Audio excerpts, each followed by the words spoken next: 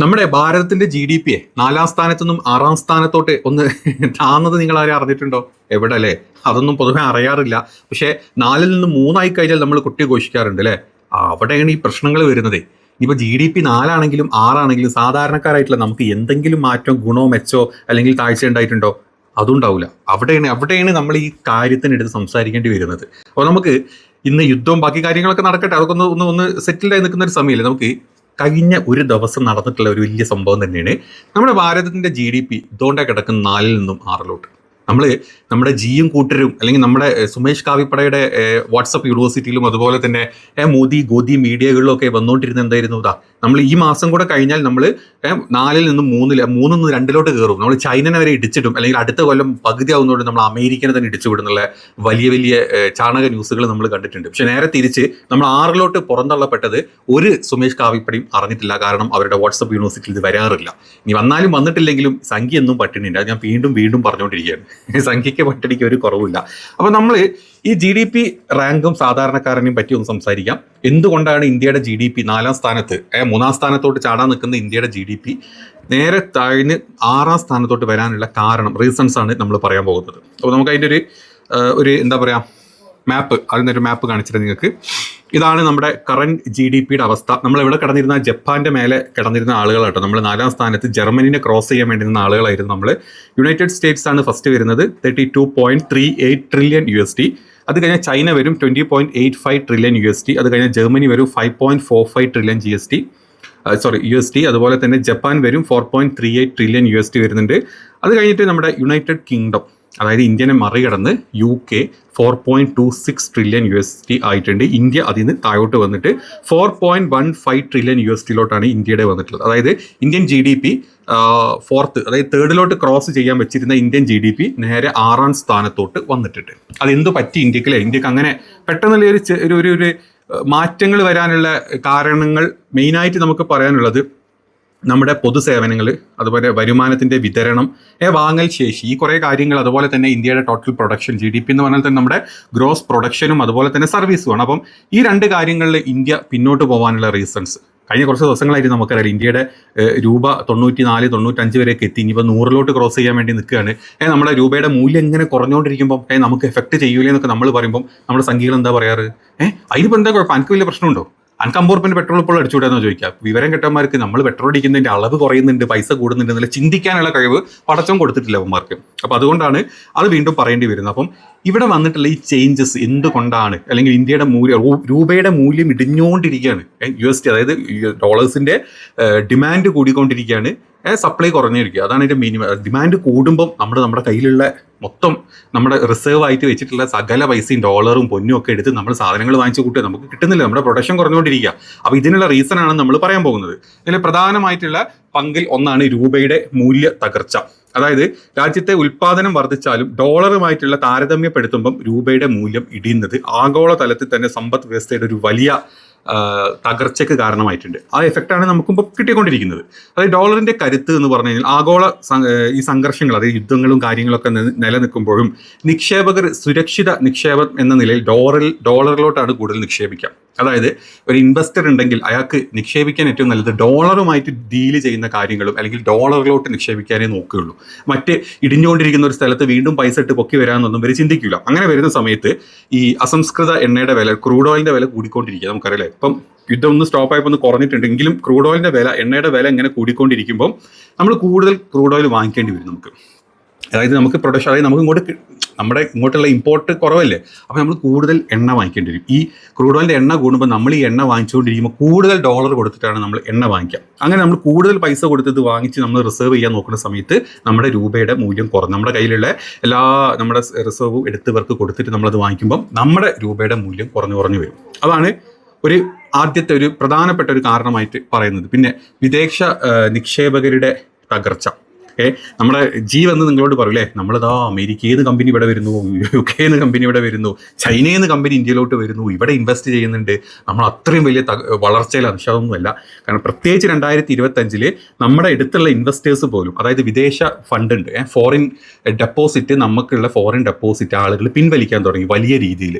കാരണം നമ്മുടെ അവിടുത്തെ ഈ സംഘി കാഷ്ടായങ്ങളും കോഷ്ടായങ്ങളും ഗോഷ്ഠികളൊക്കെ കണ്ടിട്ട് ആൾക്കാർക്ക് മനസ്സിലായി ഇവന്മാർ വെറും തള്ളും. ഇവന്മാർ ഇവിടെ കുറച്ച് വർഗീയ കലാപം ഉണ്ടാക്കി ഭരണം പിടിച്ചെടുക്കുക, അതല്ലെങ്കിൽ ബീഫിന്റെ പേരിലും പള്ളിന്റെ പേരിലും കുറെ ആളുകളെ തമ്മിലടുപ്പിച്ച് ഭരണം പിടിച്ചെടുക്കുക എന്നല്ലാണ്ട് ഇവർ നന്നാവില്ല എന്ന് ഇവർക്കൊക്കെ മനസ്സിലായതുകൊണ്ട് തന്നെ പിന്നെ നമ്മുടെ വിദേശ നയങ്ങൾ വളരെ മെച്ചപ്പെട്ടാണ് നിൽക്കുന്നത്. അമേരിക്കയുമായിട്ടും ചൈനയുമായിട്ടും UK അതായത് പുറത്തുള്ള ഏത് രാജ്യങ്ങൾ നിങ്ങൾ എടുത്തോ, വിശ്വഗുരു എന്നുള്ളത് വാട്സപ്പ് യൂണിവേഴ്സിറ്റിയിലെ മാത്രം ഒരു സംഭവം കേട്ടോ. അതായത് നമ്മുടെ ജിയുടെ വിശ്വഗുരു സ്ഥാനം എന്ന് പറഞ്ഞത് സുമേഷ് കാവിപ്പടയുടെ വാട്സപ്പ് യൂണിവേഴ്സിറ്റിയിൽ മാത്രമുള്ളതാണ്. ലോകത്തിന്റെ മുമ്പിൽ വട്ടപൂജ്യമാണെന്നുള്ളത് ആദ്യം നിങ്ങൾ ചിന്തിച്ച് മനസ്സിൽ വെച്ചോ. അതുകൊണ്ട് തന്നെ ഇപ്പം ഇന്ത്യയിലോട്ട് ഇൻവെസ്റ്റ് ചെയ്യാൻ വിദേശ ഇൻവെസ്റ്റേഴ്സിന് താല്പര്യമില്ല. അങ്ങനെ ഈ വിദേശ ഫണ്ട്, പ്രത്യേകിച്ച് ഈ ഫോറിൻ ഇൻവെസ്റ്റ്മെന്റ് 2025 മുതൽ വളരെ ഗണ്യമായിട്ട് ഇന്ത്യൻ വിപണിയിൽ നിന്നും പിൻവലിച്ചുകൊണ്ടിരിക്കുകയാണ്. നമുക്ക് താരിഫും കാര്യങ്ങളൊക്കെ വരുമ്പോൾ നമ്മൾ പറഞ്ഞിരുന്നല്ലോ, അമേരിക്കൻ കമ്പനികൾ ഇന്ത്യയിൽ നിന്ന് പോകും, അതല്ലെങ്കിൽ വിദേശ കമ്പനികൾ ഇന്ത്യയിൽ നിന്ന് പോകും. അങ്ങനെ പോയിക്കൊണ്ടിരിക്കുന്ന കാരണം കൊണ്ട് നമുക്ക് വിദേശ ഫണ്ട് നമ്മുടെ കയ്യിൽ ഇല്ലാണ്ടായിക്കൊണ്ടിരിക്കാം. അതുകൊണ്ട് അതും നമുക്ക് ഭയങ്കരമായിട്ട് നമ്മുടെ GDP എഫക്ട് ചെയ്യും. GDP എന്ന് പറഞ്ഞാൽ എന്താണ്? നമ്മുടെ ടോട്ടൽ പ്രൊഡക്ഷനും സർവീസും. നമ്മുടെ നാട്ടിലുണ്ടാക്കുന്ന പ്രൊഡക്ഷൻ എത്രത്തോളം ഉണ്ട്, നമ്മൾ കൊടുക്കുന്ന സർവീസസ്. ഇപ്പോൾ നമ്മൾ IT കമ്പനികൾക്ക് നമ്മൾ സർവീസാണ്, പ്രൊഡക്ഷൻ അല്ല. പക്ഷേ അവരിവിടെ ഒരു കമ്പനി ഇടുമ്പോൾ നമ്മളിവിടെ സർവീസ് കൊടുക്കും, അതിന് നമുക്ക് പൈസ കിട്ടും. നമ്മൾ പ്രൊഡക്ഷൻ ഇവിടെ കൂട്ടുമ്പോൾ നമ്മൾ ഒരുപാട് സാധനം പ്രൊഡക്റ്റ് ചെയ്ത് നമ്മൾ പുറത്തോട്ട് പോകും, നമുക്ക് ഇവിടേക്ക് എന്താ പറയുക ഡോളേഴ്സ് കിട്ടും. ഈ സംഭവം കുറഞ്ഞുകൊണ്ടിരിക്കുക. അപ്പോൾ ഈ കാരണം കൊണ്ടാണ് ഏറ്റവും കൂടുതൽ ഇന്ത്യയുടെ GDPയിൽ ഇത് എഫക്റ്റ് ചെയ്തുകൊണ്ടിരിക്കുന്നത്. ഇനി ജർമ്മനിയുടെ ഒരു സാമ്പത്തിക വളർച്ച എടുത്ത് നോക്കിക്കഴിഞ്ഞാൽ ഞാൻ നിങ്ങൾക്കൊരു സാധനം കാണിച്ചു തരാം. ഇപ്പോൾ ഇതുകൊണ്ട് എന്താണ് ഇപ്പോൾ നമുക്ക് കൂടിയാലും കുറഞ്ഞാലും നമുക്ക് കിട്ടുന്ന മെച്ചം എന്താണ്, അല്ല മെച്ചമില്ലായ്മ എന്താണെന്ന് കാണിച്ചു തരാം. ഇതാണ് per capita, GDP per capita, പ്രതിശീർഷ വരുമാനം. ഒരു വർഷത്തെ ഇന്ത്യയിലെ ജനങ്ങളുടെ പ്രതിശീർഷ വരുമാനം. ഇതാണ് നമ്മൾ നോക്കേണ്ടത്. നമ്മൾ ലോകത്തെ 4ാം സ്ഥാനത്ത് അല്ലെങ്കിൽ 6ാം സ്ഥാനത്ത് ഇപ്പോഴും നമ്മൾ ഇല്ലേ എന്ന് സംഖ്യകൾ പറയും. എങ്കിലും സംഖ്യനോടൊന്ന് പറഞ്ഞുതരാം. ഇവിടെ നിങ്ങൾ നോക്കുക, യുണൈറ്റഡ് സ്റ്റേറ്റ്സിൻ്റെത് പെർ കാപ്പിറ്റ GDP വരുന്നത് എത്രയാണ്? 94,430 USD ആണ്. ഒരു മനുഷ്യൻ്റെ, ഒരാളുടെ ഒരു വർഷത്തെ വരുമാനമാണ് ഈ കാണിക്കുന്നത്. ചൈനയുടെ എത്രയാണ്? 14,874. ജർമ്മനിയുടെ എത്രയാണ്? 65,303. ജപ്പാൻ്റെത് 35,707. യുണൈറ്റഡ് കിങ്ഡത്തിൻ്റെ 61,556. ഇന്ത്യയുടേത് 2,813. അപ്പോൾ അതുകൊണ്ട് എന്താ എന്നുള്ളത് അല്ലേ, ഒരു വലിയ നിങ്ങളുടെ വീട്ടിൽ 1 കിലോ കോഴി കൊണ്ടുവന്ന് ചിക്കൻ 1 കിലോ ചിക്കൻ നിങ്ങളുടെ വീട്ടിലും കൊണ്ടുവന്ന് 1 കിലോ ചിക്കൻ അപ്പുറത്തോൻ്റെ വീട്ടിലും കൊണ്ടുതരിക. നിങ്ങളുടെ വീട്ടിലൊരു 10 ആളുണ്ട്, ആ വീട്ടിലാകെ 2 ആൾക്കാരേ ഉള്ളൂ. അപ്പം പറയുമ്പോൾ പുറത്തുനിന്ന് ഒരാൾ കാണുമ്പോൾ 2 വീട്ടിൽ ഓരോ കിലോ കോഴിയൊക്കെ വാങ്ങിക്കുന്നുണ്ടല്ലോ, വലിയ മെച്ചത്തിലാവുന്ന തോന്നൽ വരും. പക്ഷേ ഈ 10 ആളുള്ള വീട്ടിൽ, എൻ്റെ വീട്ടിൽ ഈ 1 കിലോ കോഴി 10 ആൾക്ക് വീതിച്ച് കൊടുക്കണം. ചെറിയ പീസേ നമുക്ക് കിട്ടുള്ളൂ. അതേ സ്ഥാനത്ത് 2 ആളിൽ ആ വീട്ടിൽ 1 കിലോ കോഴി വാങ്ങിച്ചു കഴിഞ്ഞാൽ നേരെ പകുതിയായിട്ടാണ് കിട്ടുന്നത്. വഴകര നിറച്ച് കഴിക്കാം. ഇത് തന്നെയാണ് ഈ പെർ കാപ്പിറ്റ GDP ഏറ്റവും സിമ്പിളായിട്ട് പറഞ്ഞു തരാനുള്ളത്. ഇന്ത്യയിൽ 4ാം സ്ഥാനത്ത് വന്നാലും ഇപ്പോൾ ഇന്ത്യ 6ാം സ്ഥാനത്ത് എടുത്തോ, 6ാം സ്ഥാനത്ത് നമ്മുടെ GDP ഇല്ലേ എന്ന് ചോദിക്കുമ്പോൾ നമ്മുടെ വരുമാനം ഇത്രയാണ്, ഇതേ ഉള്ളൂ. ഈ വരുമാനം ഇത്ര കുറവാണ്. അതായത് 2.5 ലക്ഷം റുപ്യാണ് ഒരാളുടെ വരുമാനം കണക്കാക്കി. ഈ 2.5 ലക്ഷം കണക്കാക്കുന്നതിൽ തന്നെ നിങ്ങൾ ചിന്തിക്കേണ്ട മറ്റൊരു കാര്യമുണ്ട്.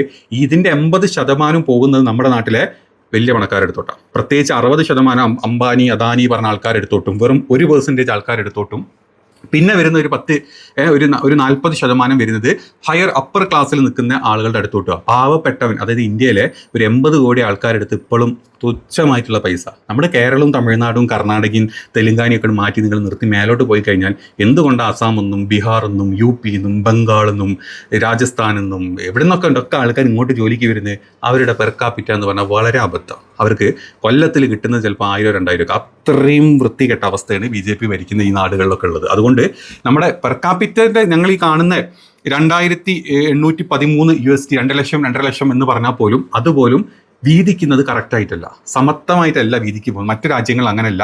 ഈ പെർ കാപ്പിറ്റ അത് ശരിക്കുള്ളതാണ്. അവിടുത്തെ കുറച്ച് പണക്കാരെ മാറ്റി പിന്നുള്ളവരുടെ ഒക്കെ ജീവിതം അപ്പർ ക്ലാസ്സിലോട്ടാണ് പോകുന്നത്. അപ്പം ഈ പെർ കാപ്പിറ്റ എന്ന് അതാണ് വ്യത്യാസം. ഞാൻ കോഴിയുടെ ഉദാഹരണം പറഞ്ഞ പോലെ അപ്പുറത്തെ വീട്ടിലുള്ളവന്, ഇപ്പോൾ ജപ്പാനിലുള്ളവനും അല്ലെങ്കിൽ അമേരിക്കയിലുള്ളവനും ചൈനൻ്റെ അടുത്തൊക്കെ ഓൻ ഒരു ഇത്ര പൈസ ഉണ്ടെങ്കിൽ അതവിടെ പ്രോപ്പറായിട്ട് 2 ആൾക്ക് വീതിക്കും. ഇവിടെ വരുമ്പം നമ്മുടെ ജനസംഖ്യ കൂടുന്നത് കൊണ്ട് നമുക്കിത് വീതിച്ച് കിട്ടും. പകുതിയിലും അധികം പൈസ ഉണ്ടാവില്ല. ബാക്കി ഒരു വലിയ എമൗണ്ട് നമ്മുടെ ഇവിടുത്തെ ജയൻറ്റുകളായിട്ടുള്ള മോദിജി നമ്മളെ വിറ്റ് കൊടുത്തുകൊണ്ടിരിക്കുന്ന ടീംസിൻ്റെ അടുത്തോട്ടും പോകും. അപ്പോൾ ഇതാണ് ഇതിൻ്റെ രണ്ടിൻ്റെയും വ്യത്യാസം. ഇത് മനസ്സിലാക്കിയിട്ട് വേണം. GDP ഞാൻ 3 എത്തി 2 എത്തി 4 എത്തി എന്ന് വേണ്ട ഒരു തേങ്ങയില്ല. നിൻ്റെയൊക്കെ വീട്ടിൽ ഇന്നും പട്ടിണി സംഖ്യ പട്ടിണി. അതിന് ഇച്ചിരി മെച്ചപ്പെട്ട് നിൽക്കുന്നത് ബാക്കിയുള്ള ആൾക്കാരാണ്. നാട്ടിലെ ബാക്കി നല്ല രീതിയിൽ ജീവിക്കുന്ന ഹിന്ദുക്കളും മുസ്ലിങ്ങളും ക്രിസ്ത്യാനികളൊക്കെ കുറച്ചൊക്കെ മെച്ചപ്പെട്ട് ജീവിക്കുന്നുണ്ട്. സംഖ്യയുടെ വളരെ അബദ്ധമാണ് സംഖ്യയുടെ കാര്യം. ഏതാണെങ്കിലും ഇന്ത്യയുടെ വളർച്ച കുറച്ചൊക്കെ ഉള്ളത് കൊണ്ട് ഇപ്പം നമ്മുടെ ഇതേപോലെ തന്നെ പോവുകയാണെങ്കിൽ ഇന്ത്യ താഴോട്ട് പോകും. അതല്ല, നമ്മൾ ഇതിനൊക്കെ മാറ്റി നമ്മുടെ വിദേശ നയങ്ങളൊക്കെ മാറ്റി നമുക്ക് കൂടുതൽ ഇൻവെസ്റ്റ്മെൻ്റ് ഒക്കെ പുറത്തുനിന്ന് കൊണ്ടുവരാൻ പറ്റി നമുക്ക് കുറച്ചും കൂടെ ഡോളറിൻ്റെ റിസർവും കാര്യങ്ങളൊക്കെ നമുക്ക് കൂട്ടാൻ പറ്റും, അല്ലെങ്കിൽ നമ്മുടെ RBIക്ക് അതൊക്കെ ചെയ്യാൻ പറ്റും, നമ്മുടെ സർക്കാർ അതിനുള്ള സപ്പോർട്ട് കൊടുക്കും എന്നുണ്ടെങ്കിൽ ചിലപ്പോൾ അടുത്ത വർഷം വീണ്ടും നമ്മൾ 5ാം സ്ഥാനത്തേക്ക് 3ാം സ്ഥാനത്തേക്ക് 2ാം സ്ഥാനത്തേക്ക് എത്താൻ ചാൻസ് ഉണ്ട്. അതായത് അടുത്ത വർഷം നമ്മൾ ഒരു ചാൻസ് മുന്നോട്ട് പോകും. പക്ഷെ അതേ സ്ഥാനത്ത് മറ്റവർ അവിടെ കൂട്ടിക്കൊണ്ടിരിക്കുകയാണെങ്കിൽ നമുക്ക് വീണ്ടും പണി കിട്ടും മറ്റു രാജ്യങ്ങൾ. അപ്പം ഇതാണ് ഇതിൻ്റെ സത്യമായിട്ടുള്ള അവസ്ഥ.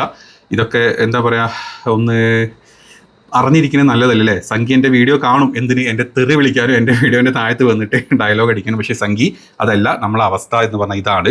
അപ്പം മനസ്സിലാക്കുക എന്താണ് GDP. ഇതുകൊണ്ട് ഇന്ത്യക്ക് നമ്മുടെ സാധാരണക്കാരന് മെച്ചമുണ്ടോ മെച്ചമില്ലേ എന്നുള്ളതൊക്കെ മനസ്സിലാക്കുക.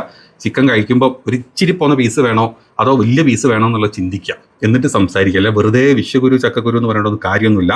വിശ്വഗുരു നിൻ്റെയൊക്കെ വാട്സപ്പ് യൂണിവേഴ്സിറ്റിയിൽ മാത്രമായിട്ട് ഒതുക്കിയിട്ടുള്ള ഒരു ഐറ്റം മാത്രമാണ്. അതിൻ്റെ പുറത്തോട്ടൊന്നും 56 ഇഞ്ചൊന്നുമില്ല.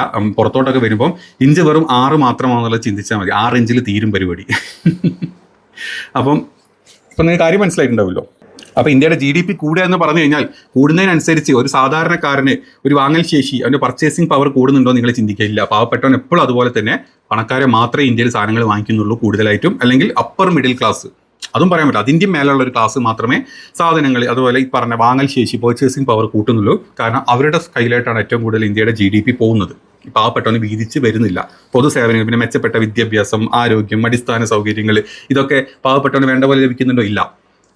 പ്രത്യേകിച്ച് നമ്മുടെ സർക്കാർ വന്നതിന് ശേഷം 10 കൊല്ലത്തിന് 11 കൊല്ലത്തിൻ്റെ ഇടക്കാണ് ഇന്ത്യയിൽ ഏറ്റവും കൂടുതൽ സ്കൂളുകൾ അടച്ചു പോയിട്ടുള്ളത്. പിള്ളേരില്ലാത്തില്ല, പിള്ളേർ പട്ടിണി കൊണ്ടും പരിവട്ടം കൊണ്ടും ചെറുപ്പത്തിൽ തന്നെ ജോലി ചെയ്യാൻ അങ്ങ് ആസാമൊന്നും അവിടുന്ന് ഇവിടുന്നൊക്കെ കേരളത്തിലോട്ടും ബാക്കി സംസ്ഥാനങ്ങളിലോട്ടും വരുന്ന അവസ്ഥ. പട്ടിണി മാറും എന്നിട്ടല്ലേ പഠിക്കുക, ആ അവസ്ഥയിലോട്ടാണ് കാര്യങ്ങൾ. അപ്പം നല്ല വിദ്യാഭ്യാസം, ആരോഗ്യം വളരെ അബദ്ധമാണ്. UP ഹോസ്പിറ്റൽസിൻ്റെ ഒക്കെ അവസ്ഥ കഴിഞ്ഞ ദിവസം നിങ്ങൾ കണ്ടില്ലേ? കേരളത്തിൽ തന്നെ വലിയ അബദ്ധമാണ്. ഇത്രയും വലിയ സംഭവങ്ങളൊക്കെ ഉണ്ടായിട്ട് പോലും കേരളത്തിൽ അബദ്ധങ്ങൾ ഇടക്ക് പറ്റാറുണ്ട് നല്ല രീതിയിൽ. അതേ സ്ഥാനത്ത് നിങ്ങൾ UP ബീഹാറിലൊക്കെ അവസ്ഥ ഒന്നുമില്ലാന്ന്, ചാവണം അവിടെ കിടന്ന് ചാവും, പൈസ ഉള്ള മാത്രം ചികിത്സ. സർക്കാർ ഹോസ്പിറ്റലിലൊക്കെ അവസ്ഥ പാട്ടി കയറി മൂത്രം ചെയ്യുന്ന അവസ്ഥ അവിടെയൊക്കെ. ഇതാണ് അവിടെ നടക്കുന്നത്. അപ്പോൾ അതുകൊണ്ട് നമുക്ക് പൊതുമേഖലാ സേവനങ്ങൾ പോലും നമുക്ക് നല്ലപോലെ കിട്ടുന്നില്ല. പിന്നെ വരുമാനത്തിൻ്റെ വിതരണം, കിട്ടുന്ന വരുമാനം പ്രോപ്പറായിട്ട് എല്ലാവരുടെ അടുത്തേക്കും എത്തുന്നുണ്ടോ? അതും നടക്കുന്നില്ല. ഇതൊക്കെയാണ് ഇതിൻ്റെ അവസ്ഥ. അപ്പം നമ്മൾ ഇനി സംഖ്യ ഒന്ന് തള്ളുന്ന സമയത്ത് തിരിച്ച് പറഞ്ഞോളുണ്ട്, എൻ്റെ പൊന്നു സംഖ്യ ഇന്ത്യയുടെ അവസ്ഥ മോശമാണ്, ഇത് മനസ്സിലാക്ക്. നീ ഇങ്ങനെ വിഡിത്തം വിളിച്ച് പറയാണ്ടിരിക്കും. ഇന്ത്യ 3-ന്ന് ഇപ്പം 4-ഉം 5-ഉം കഴിഞ്ഞ് 6-ാമതിലും എത്തിയിട്ടുണ്ട്. അതുകൊണ്ട് തള്ളുന്നതിനൊരു തള്ളിച്ച കുറയ്ക്കാൻ പറയേണ്ടി. മനസ്സിലായല്ലോ?